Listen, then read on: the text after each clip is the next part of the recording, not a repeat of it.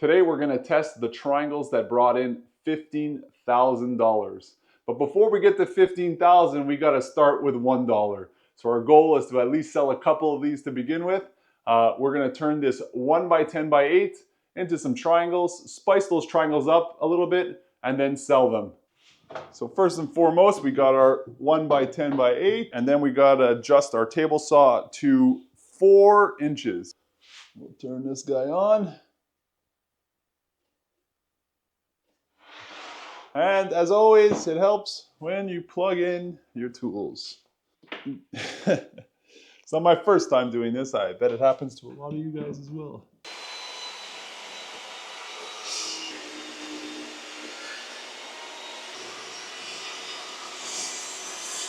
And that is all we needed the table saw for. So we have a 4-inch piece and basically almost a 5-inch piece on this one. If you don't have a table saw, you buy a 6-inch board and a 4-inch board. It'll cost you more, so I recommend a 10-inch wide board, and like I just did. All right. And then we get the miter saw.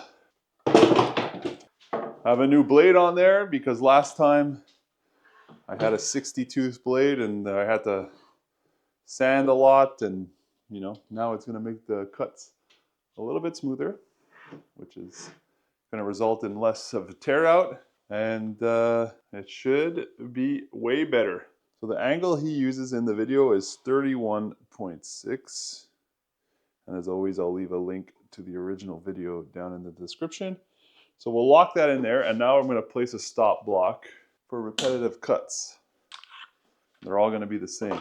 It's going to go there, and now we should cut that, and then we're going to flip it and just keep cutting, and I hopefully didn't mess something up here. All right, let's give it a try. First cut.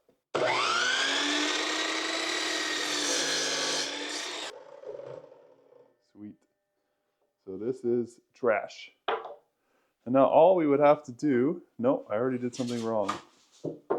Because that doesn't, my triangles are not going to be that big. So that first cut, okay, so I did my math wrong. And now this is where we need to set it. Whoops. Whoops.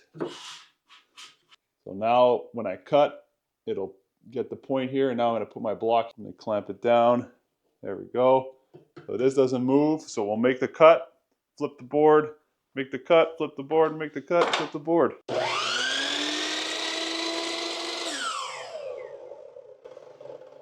I'm a die silly. I'm a die silly. If you didn't notice, it was hitting here. Another attempt.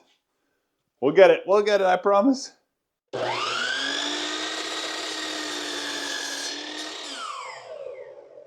that's a triangle. And then we flip. Put it up against there. Rinse and repeat, baby. The whole board. Boy, that's a lot of triangles. And that's only the 4-inch board. Well, what I didn't tell you was that these triangles will be in sets of 3. There'll be 2 of the 4-inch ones and then 1 of the 5-inch ones that we haven't cut yet. But as you can see, some of them are not pretty, so we might be able to discard them. So let's see how many sets we have. 17. So there's 1 extra.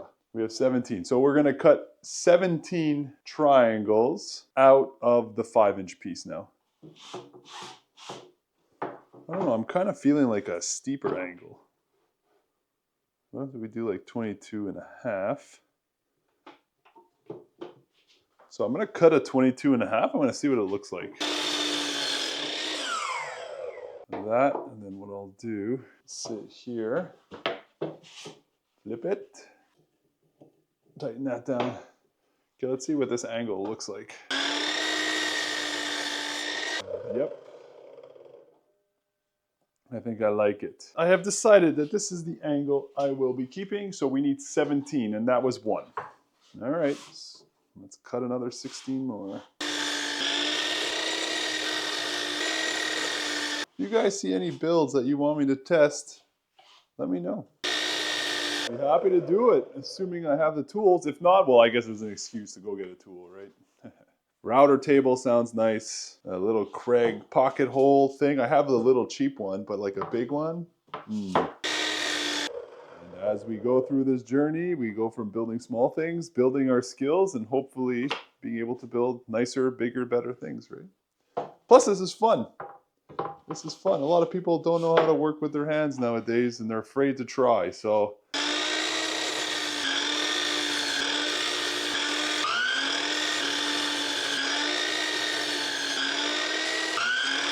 okay, we got 17 triangles cut, and you could, you know, if you wanted to, you could cut a couple more and trim the rest down and get the little, you could probably build at least, you know, 20 sets out of this wood, maybe even a couple more. I'm choosing not to right now, because 17 is good for now. So for the purpose of this video, we're only going to be doing a 5 sets, just because I have 5 different color stains available to me right now. And we're going to stain them each set a different color, and we'll see what they look like when they turn out. And now that I got a sand, I can just put this here.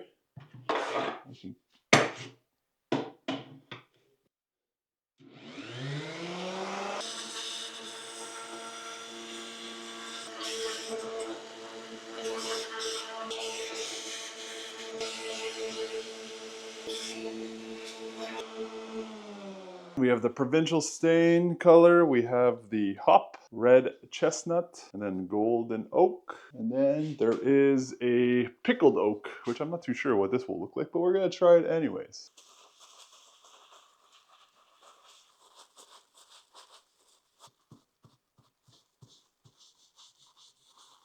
Now we have this done. Just get the clean part, and we'll wipe it off.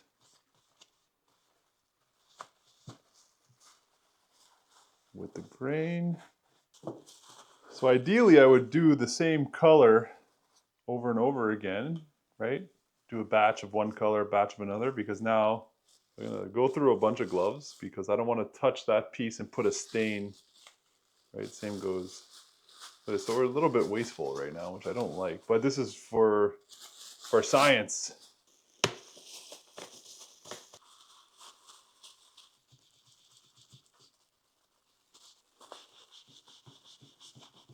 And I clearly made a little bit of a mess. Red chestnut. This one I have a feeling I'm gonna like. How is that red? Well,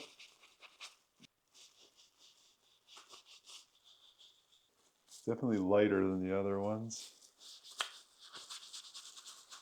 Very similar colors. One is a little redder. This is a little bit browner. Next, golden oak.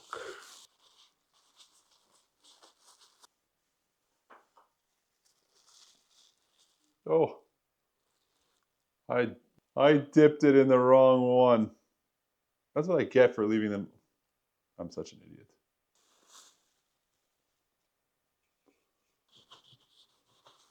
Mistakes, mistakes. We all make mistakes. I'm not helping my own cause here by having them all open in front of me. It's okay. Show you the good and the bad, you know? We'll look at this white oak one and see if we even like it.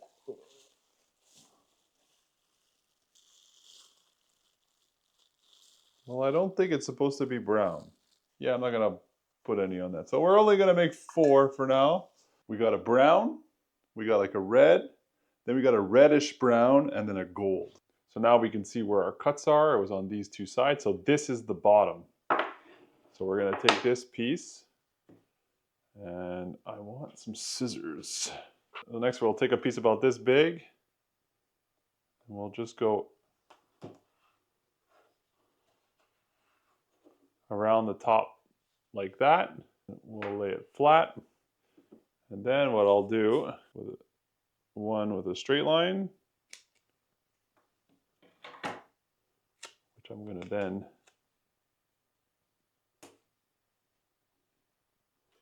put down like that. And then this one, I'll cut it again with a straight line. And then from there, I will place it something like that. Nice and white. And I got a little paintbrush. We're just gonna paint the tops.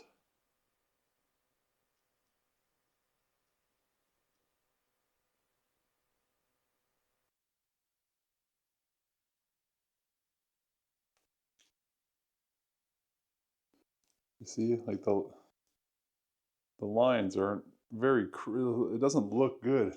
So this is not the only one I undid.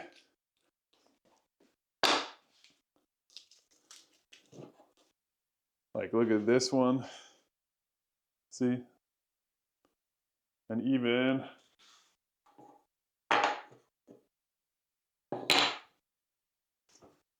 this one, like it started to bleed down the sides. So I'm not a big fan of painting them by hand, but I think I have another solution to this problem. And because I kind of ruined a lot of them with the painting by hand, I just stained a whole bunch of new ones. So let's try this new technique out. So now we'll just come back here. We'll cover this up. Do it again.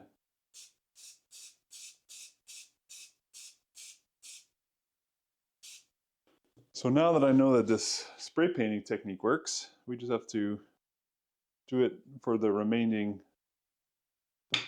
3 sets here. I feel like there's got to be a faster way to do this. Putting the roll in like some sort of scotch tape thing that can rip. I don't know. Do they even make that? So you just rip it. I don't know. Maybe easier. Something like that. A little bit of a faster way. I'm all about it. Take a piece. Rip it in half. And then we just cut it down the middle at an angle. Now we can use these angles.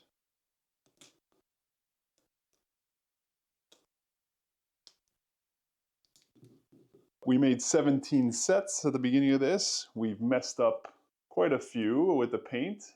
I'd say there was 3 sets damaged in that. But I put all those piles aside. I restained 2 in like a darker color and 2 in a gold color. So I think having just 2 colors will be fine. So either they want the dark one or the gold one, a little lighter. Those will be the options that they get to choose from.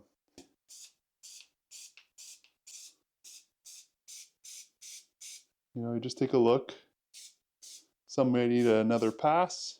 We'll let them dry, and then I could probably peel these off right now and it would look pretty good. But I'll probably let it dry just a little bit. We'll go back to the first set that we did. Pretty good. So let's see what happens when we take it off.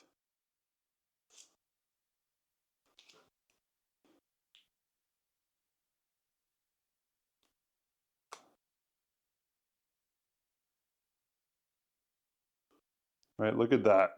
Compared to by hand, which one do you like better? Now that everything's dry, we'll just do a spray-on lacquer.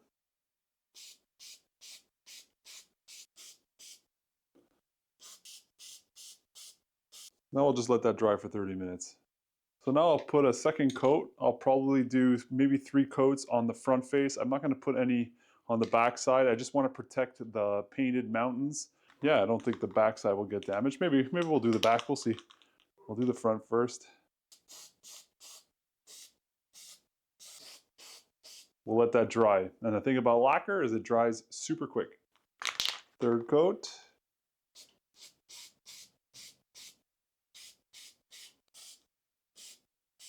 So we'll check this one after. It might be the end of that. And yeah, so I'm satisfied with the way that the front has turned out.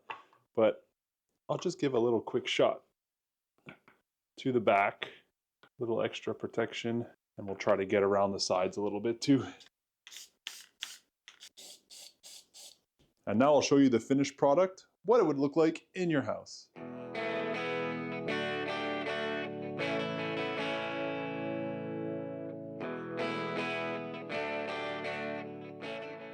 So it has been 5 days since we listed the mountains, and here's where we're at a price point of $12 for all 3 triangles, $12 Canadian. We had about 280 clicks on the listing, 15 saves, but 0 purchases. I still believe that it is because it's January and watch when Valentine's Day comes around. We're going to see these things finally sell, along with some of the lanterns that we've built in the beginning of January. So if you want to see that video, check it out here, and keep an eye out on the community wall where I'm going to post monthly updates on what's been selling.